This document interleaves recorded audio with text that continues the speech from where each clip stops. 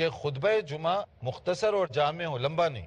اس لیے لمبا نہیں کہ خطبے کے دوران آپ بات چیت بھی نہیں کر سکتے، اٹھ کر جا بھی نہیں سکتے۔ اب آپ 1 گھنٹے تک تقریر کر رہے ہیں، لوگ اس کے اندر ضرورت مند ہیں، اور کوئی کاروبار سے آیا ہوا ہے، کسی کو مختصر چھٹی ملی ہوئی ہے، تو یہ آپ ان کی ضرورت کا ناجائز استعمال کر رہے ہیں۔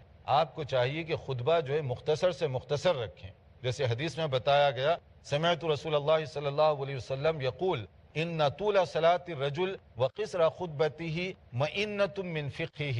صحیح مسلم کے الفاظ ہیں، آدمی کے عقل مند ہونے کی یہ دلیل ہے کہ نماز میں تھوڑا ٹائم لگا دے اور خطبہ مختصر کرے۔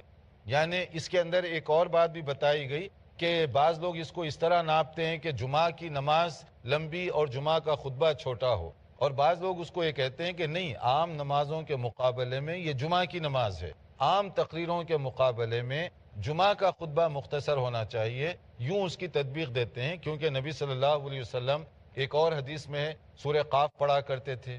اب سورہ قاف اگر پورا آپ پڑھیں گے تو سورہ قاف کے اندر کل 45 آیات ہیں، اور آپ جو نماز میں عموماً پڑھا کرتے تھے سورہ اعلیٰ اور سورہ غاشیہ، سورہ اعلیٰ اور سورہ غاشیہ اگر دونوں کی آپ ملائیں گے تو سورہ اعلیٰ کے اندر کتنی آیات ہیں؟ 19، اور سورہ غاشیہ حل اتاک حدیث الغاشیہ اس میں 26 آیات ہیں۔ کل کتنے ہوئے؟ 19 اور 26، 45 ہوئے۔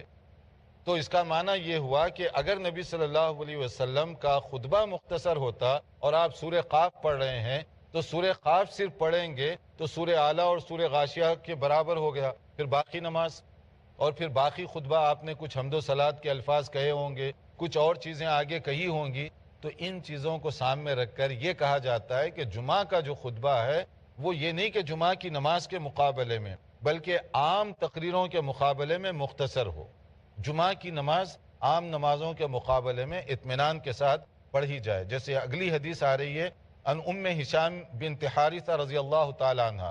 حضرت ام ہشام بیان فرماتی ہیں، قالت ما اقصت قاف والقرآن المجید الا عن لسان رسول اللہ صلی اللہ علیہ وسلم، کہ سورہ قاف میں نے نبی کی زبان سے سن کر یاد کیا۔ کب پڑھتے تھے آپ؟ یقرؤھا کل جمعۃ علی المنبر اذا خطب الناس۔ صحیح مسلم کے الفاظ ہیں کہ جب نبی صلی اللہ علیہ وسلم سورہ قاف ممبر پر ٹھہر کر پڑھتے تھے اور وہ سن سن کر مجھے یاد ہو گیا۔